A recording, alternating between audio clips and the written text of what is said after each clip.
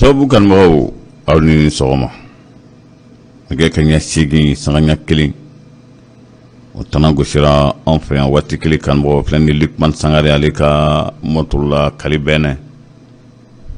o waati kelen kanubagaw b'an ka sɔgɔmada in na kunnafoni o lase waati o ko fɔ aw ye bakuruba kunnafoni la Mali Premier ministre Choguel Kokala Maïga ale taama kɛ kunungo ka taa se bourse de travail la kunu Bamakɔ ka kumaɲɔgɔnya kɛ ni UNTM ye ka sanga u ka grève bolodali min tun bɛ sen na ni a jɔra yɛlɛmali waati la. Choguel Kokala Maïga ale ni Premier ministre caman ɲɔgɔn ye kunu o dɔ ye Idrisu Ture o dɔ ye Cheikh Modibo Jara ye ka fara Jango Sisoko kan taama kɛra bolo kunungo bien Siriginan Tɔnba olu ka waati o ka ciladen min n'o ye MINUSMA ye waati bɛ nin ka s'a dan na u bɛ ala dɔnniya k'a fɔ o kuma kɔni sɔrɔkɔrɔ ka ca bi kosɛbɛ Kidal ani Agal Hawk kari tɛmɛnen wulikajɔ kɛra ko MINUSMA o ka yɔrɔ wolu bila ko MINUSMA ye kuma dɔ fɔ o don ko kalon don k'a fɔ ko bi kɛra o ka kan kan k'o ti kalon ye k'o ti tiɲɛ tɔ ɲini wulikajɔ kɛra senna dimanche tɛmɛnen kɔrɔbalikaw fɛ sini n'Ala ma ko wɛrɛ kɛ nɛgɛ kaɲɛ 15 tɛmɛnen sanga 45 ye Laurent kan ka na Kɔrɔwari jamana kan Fatou Bensouda fana ka waati dafara bi de ale b'a ka kasaw ani kosokuru bakuruba kunnafoniw filɛ a bɛna lase aw ma an balimakɛ Karim Sidibe fɛ an bɛ don dungɛ bi ye araba ye araba hɛrɛ Ala ka di aw ni ne ma an b'a daminɛ n'an ka jamana kibaruyaw ye an b'a ladɔnniya k'a fɔ Choguel Kokala Maïga Mali Premier ministre ale taama kɛ kunungo ka taa se bourse de travail la taale kun ti dɔwɛrɛ ye tuma min na ni fanga yɛlɛmana laban in na o yɛlɛma waati y'a sɔrɔ fɛn min n'o ye syndicaw olu bɛ grève la grève banbali u yɛrɛ ka hakilila kun kan ka daminɛ yɛlɛma kɛra sababu ye n'o jɔra o de kosɔn Choguel Kokala Maïga ale ye taama kɛ kunun ka taa se bourse de travail la o k'a sigi ka kuma walasa hakilinaw bɛ se ka yira ɲɔgɔn na cogo min na a dun y'a ja k'a fɔ a nakun ye min ye o y'a ye k'a fɔ ko cogo bɛɛ lajɛlen na o ka se ka ɲɔgɔn faamu Mali bɛ gɛlɛya min kɔnɔ bi a ka se ka bɔ o kɔnɔna na k'o de kɔni ka fisa kunu Choguel Kokala Maïga solila poyi ka da kan kabini nɛgɛ kaɲɛ 8 o y'a sɔrɔ a bɛ bourse de travail la an bɛ ala dɔnniya k'a fɔ tile na o dun o y'a sɔrɔ labɛn bɛɛ lajɛlen sabatilen don ka nin ma kofɔlen in kunbɛn an bɛ ala dɔnniya k'a fɔ a tilalen fɛn min don syndicaw olu ye min fɔ o y'a ja k'a fɔ ko olu ka grève yɛlɛmali de nana a sonsoro ko n'o tɛ grève ma bɔ a cogo la grève de tun bɛ sen na nka ko ni fanga yɛlɛmana diyagoya i bɛ grève jɔ fɔlɔ ko a b'o o cogo de la ko n'o tɛ k'a fɔ de ko a grève banna k'a ma ban fɛn min n'o ye Abdramane Nfa Ture ale ye ɲɛmaaba ye o y'a ja k'a fɔ ko yanni tile 10 cɛ u b'o di Mali gouvernement point ma o tile 10 kɔnɔna na ni hakɛw bɛɛ lajɛlen ma dafa o ye laɲini min kɛ n'o ma kɛ ko a lɛ kelen bɔ a bɔgɔ la ko o bɛna grève o y'a bila yɔrɔ min k'u b'a ta o yɔrɔ kelen o de la Choguel kunu ani Idrisu Ture Premier ministre kɔrɔ don Cheikh Modibo Jara Premier ministre kɔrɔ don Jango Sisoko Premier ministre kɔrɔ don ani nin bɛɛ lajɛlen ɲɔgɔn ye kunu ka da kan ko kumaɲɔgɔnya kan ka kɛ ni Mali Premier ministre ye maaw de hakili jiginna la kunungo k'a fɔ tiɲɛ na Mali Premier ministre kɔrɔw a ka ca nin bɛɛ la an b'a dɔnniya k'a fɔ olu ye min fɔ kunun o ni ɲɔgɔn cɛ o y'a ye k'a fɔ Choguel a nana de ka na kunnafoni ɲinikɛ ninnu fɛ minnu bɔra ale ɲɛ olu bɛ min dɔn a la ale kɔni t'o dɔn a la o siratigɛ la ni bɛɛ lajɛlen y'a fɛla fɔ misali la tuma min na ni kɛlɛ bɛna dafiri fɛn min ni o ye Jɔnkuna Tarawele ka Premier ministre waati o ka président waati walima fɛn min n'o ye Amadou Ture ka président waati o y'a sɔrɔ Jango Sisoko bɛ Premier ministre la Jango de y'a ja k'a fɔ tubabuw nana bingani min kɛ ko a ma faamu ka d'a kan ko bɛn tun kɛra fɛn fɛn na ko tubabuw m'o bɔ sira fɛ Faransiw m'o bɔ sira fɛ ko nana kana fɛn fɛn tun tɛgɛnɔ bila kɛra fɛn min na o nana k'a bɛɛ lajɛlen dan tɛmɛ a dan kan ko jango Sisoko de y'o fɔ o don o de la fɛn min ne Sogala Kokala Mayiga a ye nin taama in kɛ kunun ka a yira o la k'a fɔ u k'u hakilina fara ɲɔgɔn kan k'a di ale ma sisan kɔni ani premier ministre de tun bɛ ɲɔgɔn ye la kunun o kɛlen don kunun ko an b'a ladɔnniya k'a fɔ a ye jɛkulu caman bisimila o jɛkulu dɔ ye M5 RFP hali n'a sɔrɔ chef ni Mako hali n'a sɔrɔ a bɔra M5 RFP la ko o ma a ye bisimila kunun madame Sikadiatou So ale tun bɛ nin kɛnɛ kan ka fara maaba caman kan M5 kɔnɔna na u y'a ja k'a fɔ o nana ka na a yɛrɛla a bɔra yɔrɔ min na o ye M5 de ye wa ko a kana ɲinɛ a nacogo kɔ a kana ɲinɛ ko labɛnna cogo min na a kana ɲinɛ o kɔ ko a k'a jija kosɛbɛ ka danaya min dalen don a kan a ka a jɔyɔrɔ fa ko n'o kɛra a ka ca Ala fɛ ko M5 RFP fana sigilen bɛ k'o de kɔnɔ komi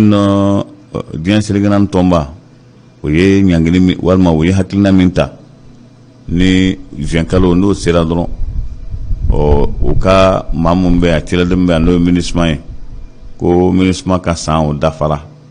a bɛ nin ka san 9 bɔ bi kɔni dɔ bɛ fara ka san o san dɔ n'a fara kan ɲɛna wa ɲininkali to min bɛ wa ko u ye lajɛrɛ min kɛ o don ko Washington o lajɛrɛ senfɛ o da sera Mali ko de ma o ye kuma nin fɔ Mali fana ka lasigidon min tun bɛ yen ale y'a ja k'a fɔ ko taabolo min bɛ Mali la sisan kɔni ko o ye o haminako tɛ foyi wɛrɛ ye Mali yɛrɛ bɛ se ka jɔyɔrɔ bin fa cogo min na lakana nasaw la Mali kɔnɔ yan fanfɛla la k'a daminɛ Kidal fo kana se Gawo fo kana se Douentza ko o ye gouvernement kura ni hakilina de ye o siratigɛ la ko ni diɲɛ seligana tɔnba bɛ kɔnɔni na ni Ala sɔnna tila kan ka se cogo min na ko a bɛna se o cogo la Assimi Goïta kɔni ma fɛn fɔ a n'a ka gouvernement si ma fɛn fɔ nin ko la fɔlɔ Kidalikaw fɛ yen a bɛ i n'a fɔ MINUSMA ye laseli min kɛ karidon ko bi kɛra olu ka kan ka maa 2 bɔnani na Agal Hawk ko ti tiɲɛ ye ko san o san ni nin waati sera ko MINUSMA bɛ ko dɔw labɛn de ka a kɛ i n'a fɔ balawu bɛ Mali la o y'a sɔrɔ o bɛɛ bɛ ka don maaw n'u hakilina de cɛ k'a yira k'a fɔ k'alisa basigi mana Mali la wala o kɛra sababu ye k'a daminɛ Kidal ka taa fo Agal Hawk wale ye wulikajɔ kɛ k'a yira k'a fɔ ko MINUSMA ka taa ka bɔ o ka yɔrɔw la ko u mana lakana kama o nana min kama ko ni lakana o tɛ ka jan o laseli kɛra kunungo commune 4 tribunal Arasibas a ye lafiya da sɔrɔ kunungo sɔgɔmada fɛn min ye Maître Kassim Tapo a taara nɔfɛ kunun sɔgɔmada la o ye provisoire d'a ma lafiya kalifalen don a la fɔlɔ yanni waati cɛ kɛra kunungo Korowalikaw fɛ yen n'Ala ma ko wɛrɛ kɛ Lurangwabu o kan ka se Abidjan sini nɛgɛ kaɲa 15 tɛmɛnen sanga 45 ye o jiginni min bɛna kɛ sini fɛn min n'o ye foyi dancogola pankurudi kɛnɛ min bɛ yen a b'a ladɔnniya k'a fɔ kɛlen bɛ ka labɛn bɛɛ lajɛlen sabati hali n'a sɔrɔ dɔw sagona ko tɛ nin ko ye ko dɔw kɔni sigilen bɛ k'a lajɛ k'a jira k'a fɔ Lurangwabu n'a nana nin nacogo na ni Kɔrɔwari gouvernement ma sɔn k'a minɛ ka da kan k'a ye fagaliba caman kɛ o dun taabolo min bɛ Alasani na bi k'a fɔ ko Alasani bɛna kojugu wɛrɛ kɛ Lurangwabu la caman y'a k'a fɔ o bɛ gɛlɛya kosɛbɛ sini kɔni nɛgɛ kaɲa 15 tɛmɛnen sanga 45 ye Lurangwabu kan ka jigin a Port-Boué pankurudi kɛnɛ o kan Burkina Solan bingani wɛrɛ min kɛra Solan o don ni Faransikaw ka minisiri yɛrɛ nana ka na sanga foli kɛ o ye kunnafoni dɔ labɛn kunun o kunnafoni senfɛ o da sera fɛn caman ma ka ɲɛsin Burkina Faso ma ko gɛlɛya bɛ Burkina kan bi kosɛbɛ siratigɛ la ko maaw k'i hakili to a la ka Burkina dɛmɛ k'a dɛmɛ cogo jumɛn o y'a ye k'a fɔ ko dɛmɛkan farankan minnu bɛ n'ale tan ko a kuma ka ca kosɛbɛ ko ni Burkina Fasokaw yɛrɛ ma wuli k'u jɔ u yɛrɛ ye ko a bɛ gɛlɛya kosɛbɛ conférence de presse kɛra kunungo a kɛra Wagadugu Procureur général Fatou Bensouda Cour pénale internationale procureur général ale tun bɛ baara min na san 9 o san 9 o dafara a b'a ladɔnniya k'a fɔ o min n'o dafara ko ale ye walan sɛmɛ baaraw kɛra bi de sa a bɛna baara yɛrɛ bila pewu ni ka baara di maa ma o ye Karim Kale ko ale taara k'a bila Fatou Bensouda nɔ na wala o ye passation bɛɛ lajɛlen kɛ kunun Fatou Bensouda san'a k'a kɔ don a baarakɛɲɔgɔnw la a ye kunnafoni dɔw di ko dɔw tun y'a ja k'a fɔ k'e b'ale nɔfɛ ko o kɛli ale nɔfɛ o ye wajibi ye nka k'ale kɔni bɛ min dɔn ale ye waati min kɛ Cour pénale internationale kunna k'a fɔ de k'ale ye fɛn kɛ min ma ɲɛ ko kuma kɔni t'a la o la ko ale bɛ fɛn fɛn fɔ a la o y'a ye k'a fɔ ko ale kɔni ka waati min sera dan na ale tatɔ don ko maa ye ale jalaki k'a fɔ a ka fanga fanba dafirila farafinna da la ko a dafirili farafinna da la o ye wajibi ye ka d'a kan ko fɛn fɛn bɛ kɛ bɛnkan fɛn ye n'i y'a ta ni farafin ye n'a ma kunnaja ko fo ni i yafara ma n'o tɛ k'a fɔ a t'a tiɲɛ ko kuma kɔni t'a la wala ko fɛn fɛn tɛmɛna k'ale to Cour pénale internationale la ale b'a dɔn k'a fɔ a caman tiɲɛli kɛra bɛɛ lajɛlen ɲɛna wa kangarida bɛ kɛ funa san'a a waati cɛ n'o kɛra u k'o tɛ kangarimadakanw mɛn o bɛ jija o yɛrɛ ta da o hakilina o b'o de bila sen kan n'o nana tiɲɛ kuma min na ko a bɛna fɔ ko Cour pénale internationale k'a bagara karisa ma Fatou Bensouda kɔni ka baara banna pe Cour pénale internationale la a nɔna bila o yɛrɛ bɛna baara daminɛ bi sɔgɔmada in na faransikanw fɛ yen Nicolas Sarkozy ale ye nafolo min minɛ Mohamed Kadhafi la 2011 a nafolo in ko a kɛbaa nɔfɛ halisa a nana ye k'a fɔ Nicolas Sarkozy sɛgɛsɛgɛliw y'a jira k'a fɔ a kɛlen bɛ ka nafolo dɔ tun minɛ Mohamed Kadhafi la o nafolo in ko o ka t'o labɛn k'o kɛ Kadhafi nafolo ye Nicolas Sarkozy ko a minɛn'o minɛli la wa ko o ye ɲininkali k'a la hali kunu a kɔni ma kuma kunun ko nka kɛbaa nɔfɛ kosɛbɛ ka d'a kan ko Kadhafi kɔni fali ani nafolo ko min n'o donna ni Kadhafi cɛ ko a k'a ɲɛfɔ ka ɲɛ n'o tɛ ko jangili o bɛ ta ka ɲɛsin ale kɔni ma a ka ca Ala fɛ fɛn min n'o ye Joe Biden ale ni Vladimir kan ka ɲɔgɔn ye bi walima sini ni maa fila ni Vladimir ma sɔn ka don l'OTAN na bɛnkan dɔ tɛmɛnɛnw ni ɲɔgɔn cɛ o de la Joe Biden ale ni Vladimir u bɛ ɲɔgɔn ye bi Vladimir ye min fɔ ko maaw bɛ k'ale jalaki min na u ma tɛ jalaki ko min kalama ko a fɔra ko ale bɛ ka a ngaradaba min bɛ yen k'ale negelen bɛ o nɔfɛ